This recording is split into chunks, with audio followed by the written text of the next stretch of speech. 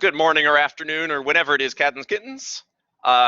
We just discovered that we were going to be very late to a party that we were supposed to bring Jello shots to.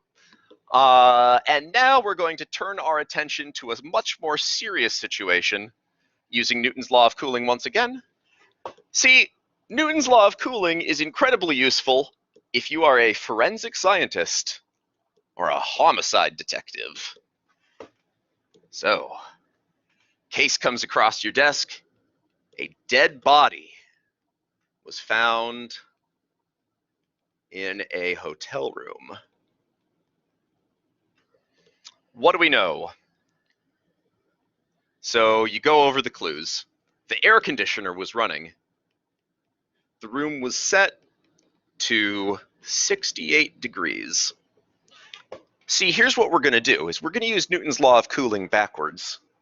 If we know how hot the body is now, as it rapidly approaches room temperature, and we know how fast it's approaching room temperature, we can use that information to deduce when the body was last at body temperature, if you will, and that should tell us approximately when the stiff was murdered.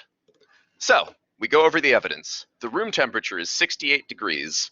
When we arrive on the scene, it's 7 a.m. We put a thermometer up to the corpse, and we see that this corpse is sitting at 82 degrees. Definitely can't support life. Now, this is a Newton's law of cooling situation, so we're going to impatiently tap our toes.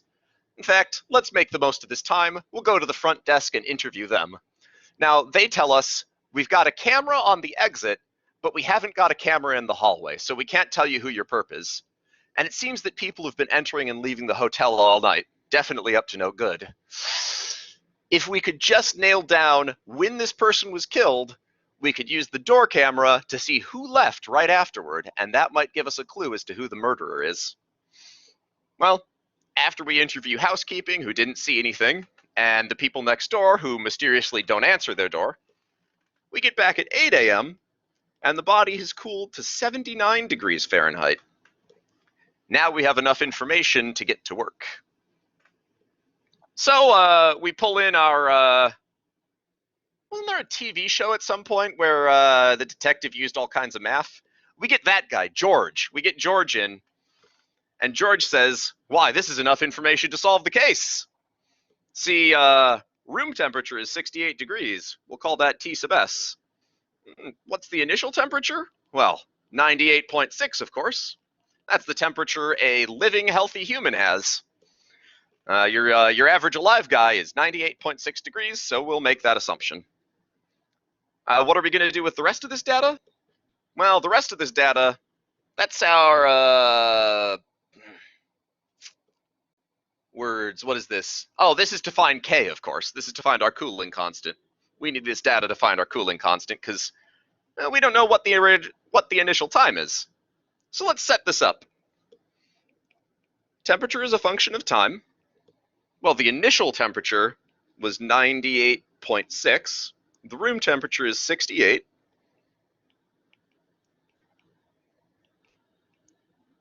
So we have this equation. Now here's the thing. I don't know how long it's been since the murder, so I don't know what time 7 a.m. is. I'm going to call it time T. It's been T hours since the murder. And at 8 a.m., it's been T plus 1 hours since the murder. That's what we're going to need to solve this case. So I'm going to put both of these data points in. The temperature at time T, 7 a.m., is 82. What's 98.6 minus 68 so I can stop writing it? It should be 98.6 minus 68 is 32.6. Good, good. So 82 equals 32.6 e to the negative kt plus 68. And at time t plus 1, 79 equals 32.6 e to the negative k t plus 1 plus 68. T is however many hours before 7 a.m. this poor fellow was killed. So let's go ahead and simplify each of these as much as possible. I'll subtract 68 from each side. So I get over here 14 equals 32.6 e to the negative kt. And over here I get 11 equals 32.6 e to the negative k times t plus 1. Now I'm going to divide both sides by 32.6. Give a lot of decimal places. Here I get 5752 equals e to the negative kt. And over here I get 0.35948 equals e to the negative k t plus 1. And now we take the natural log of each side. Negative kt is the natural log of 0.45752. And negative kt plus, not plus, consider this, negative k times t plus 1 is negative kt, distribute negative kt, and negative k. So that's equal to the natural log of 0.35948. Now, hopefully you just came here from the linear equations video because this is a great example of a system of equations. I've got kt on both sides. I've got a negative kt in each equation, so I can go ahead and substitute this for negative kt. Natural log of 0.45752 minus k equals the natural log of 0.35948. And these are just numbers, folks.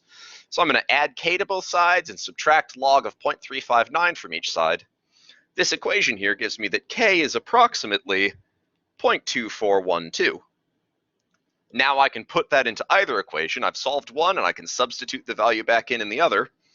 Let's say negative 2.4, oh, not 2.4, negative 0.2412, I'm taking this equation up here, times t equals the natural log of 0.45752.